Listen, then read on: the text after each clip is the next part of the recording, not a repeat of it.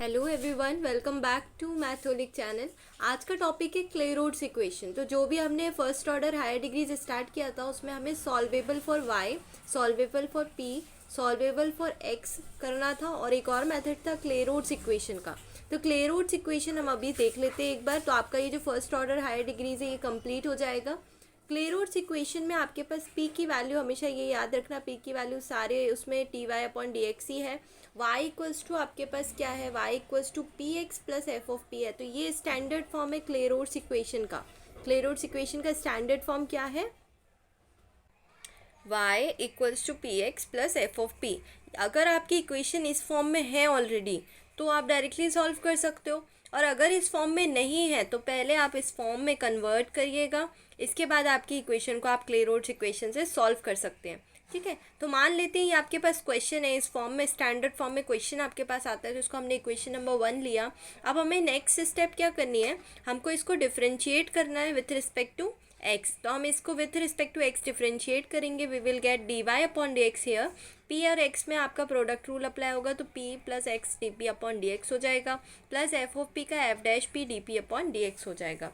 Next क्या होगा, हम इसको थोड़ा अरेंज कर लेंगे, जहाँ से D p upon d x common ले सकते हैं वहाँ से कॉमन ले लेंगे, पी से पी कैंसिल, इसको d y upon d x को पी लिख सकते हैं, तो हम पी से पी कैंसिल कर देंगे और यहाँ पे आपके पास वैल्यू आ जाएगी d p upon d x x plus f dash p equals to 0। Clear है। अब यहाँ पे हमें कौन सा फैक्टर इक्वल टू 0 लेना होता है, याद है आपको? Very good. तो हमें वो वाला फैक्टर 0 लेना होता है जिसमें डिफरेंशिएशन आपके लिए दिया गया हो। डिफरेंशिएशन का मतलब डी बाई डी एक्स के फॉर्म में कुछ चीज़ दी गई हो। तो यहाँ पे डी बाई डी एक्स के फॉर्म में ये है, तो इसको आप इक्वेट कर दोगे 0 के, ताकि आपके पास p की कोई वैल्यू आ जाए इन द फॉर्म ऑफ कांस्टेंट। तो अब इन द फॉर्म ऑफ कांस्टेंट आपके पास वैल्यू आ गई p equals to C.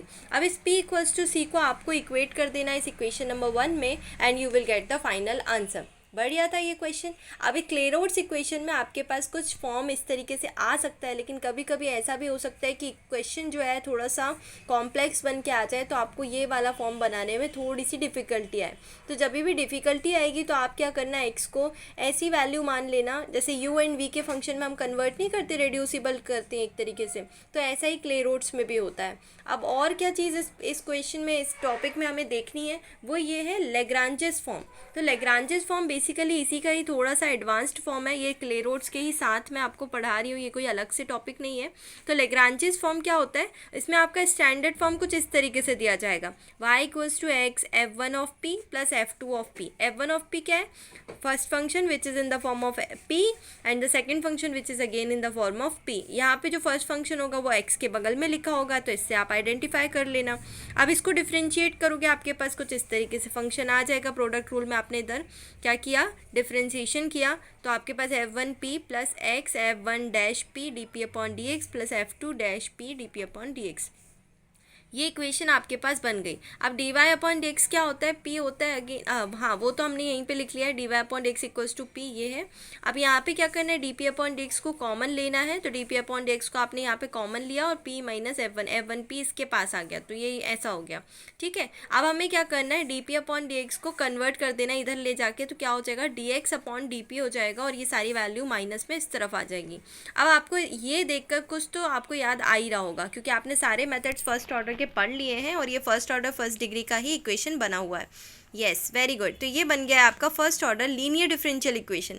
Linear differential equation जिसमें x क्या है, डिपेंडेंट वेरिएबल है, और p क्या है, इंडिपेंडेंट वेरिएबल है। अभी इसको कैसे सॉल्व करेंगे, इसका जनरल सॉल्यूशन आपका ये हो जाएगा, x multiplied by I F equals to integration of I F f two dash p d p plus C.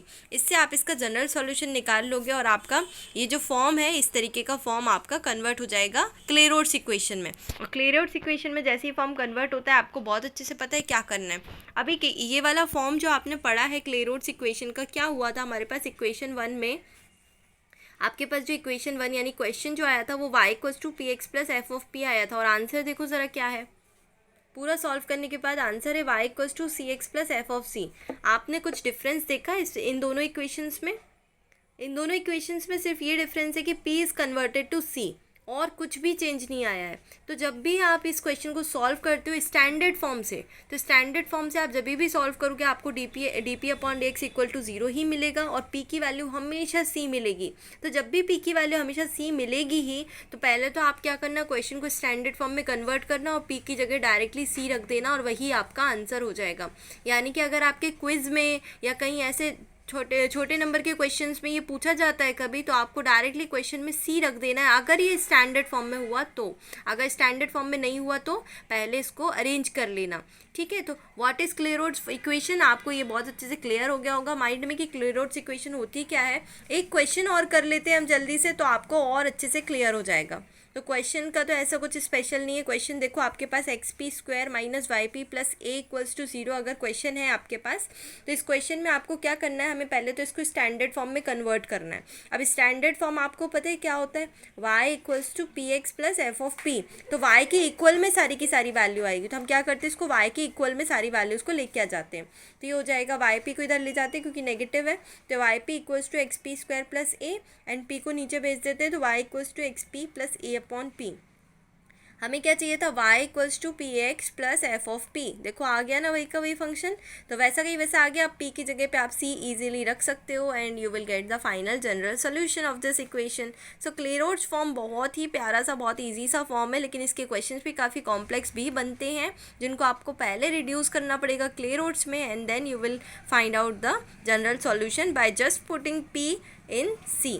Okay, so p the value of c, और आपका जैसे ही पी के वैल्यू सी में convert हो गई, आपका जनरल सॉल्यूशन आ जाएगा। क्लेरोड्स form बढ़िया है, इसके क्वेश्चंस प्रैक्टिस करिए। कोई भी क्वेश्चन नहीं बनता है कमेंट बॉक्स में डायरेक्टली क्वेश्चन सेंड कर दीजिए कि मैम ये क्वेश्चन नहीं सॉल्व हो रहा है, उसके ऊपर एक वीडियो लेकर आएंगे। आप लोगों ने कभी ऐसा नहीं किया, कमेंट बॉक्स में आप क्वेश्चन डाल दीजिए, अगर नहीं बनता है तो कोई दिक्कत नहीं है। अब इसके बाद ही मैं आपको बैक टू बैक वीडियो देने वाली हूँ higher order with constant coefficients की, तो चैनल पर बनिए रहिएगा। Thank you so much for watching this video.